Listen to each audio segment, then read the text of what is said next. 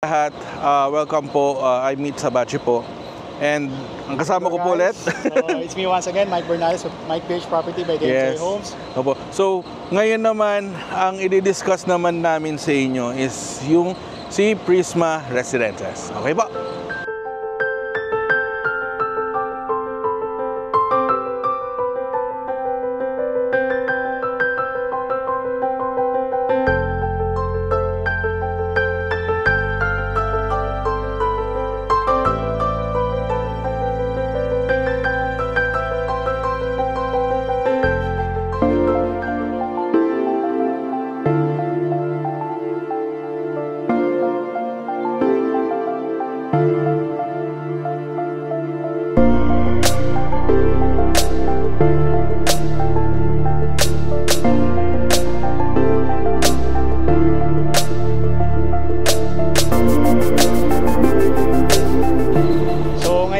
Prisma Residences, we have 3 buildings, guys.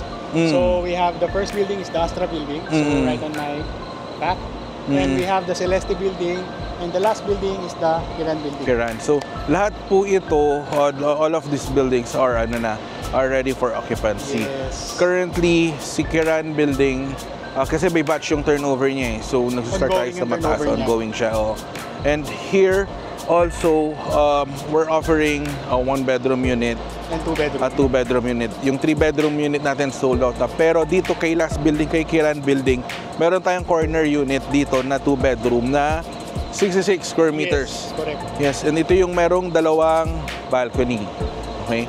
And then also dito, ang kagandahan din dito kay Prisma Residences is malapit siya sa mga CBDs like yes. BGC, Makati is also accessible from here. And we also have Capitol Commons and Ortigas. So, isang jeepney ride away lang siya. Yes, actually. Sa kagandahan dito po sa project na to, nasa gitna siya ng 2 business districts natin. Correct. Yung particularly si Bonifacio Global City and si Ortigas. CBD. Yes. And kagandahan nito, paglabas mo, very accessible dahil paglabas mo, by means of transportation, may mga dumadaan eh, marami na eh. If you want to go to Ortigas, yes, may mga SUV, mga dumadaan eh. So, yes, and also BGC din, di ba? May mga effects din sa baba. Kunwari, if ever may mga businesses kayo kailangan magparin ng mga licenses nyo, malapit kay Pasig City Hall. Yes, malapit lang. Correct. Yun. And also dito po kay Prisma Residences, actually meron kaming running promo dito. So yes, may mga ongoing promo. May ongoing promo depende on the building. Okay? So nandiyan yung mga numbers nyo. Number namin, i-contact nyo na lang kami if you want to know more about. Ngayon, dito rin kay Prisma, ang kagandahan din dito, malawak yung amenity area natin. Actually, makikita naman natin dito. Yan, nandito kami sa open lawn area pa lang ni Prisma. Actually, I think Prisma Residences yung merong pinakamalaking amenities di ba? Yes. Among the projects of the DMCA Homes. Dito lalo na dito sa part ng ilog. Dito kasi naka-separate kasi yung amenities niya. Or in ito, right now it's Saturday, medyo maraming tao dito. So family day kasi, so maraming nag-swimming. Yeah. And that's why it's a good investment because nakikita nyo na very active yung community natin dito. Yes. And alam natin na maraming nakatira dito sa project na to. So yun po. So that concludes our project update for Prisma Residences. Pero before pala, yun, marami pang available po dito. Yes. Magtanong lang sila. So may available ng 1-bedroom, 2-bedroom on all buildings. Pero I think kay Astra yata, wala na.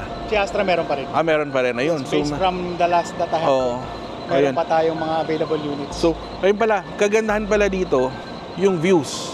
Correct. Diba? Yung views. So, unobstructed siya. Unobstructed, yeah. Facing Kita Antipolo. Yeah, or pwedeng facing dito sa BGC area. So, yun din. So, ayun po. So, if you want to know more about this project, nandiyan yung mga contact numbers namin. You may contact us anytime. Yes.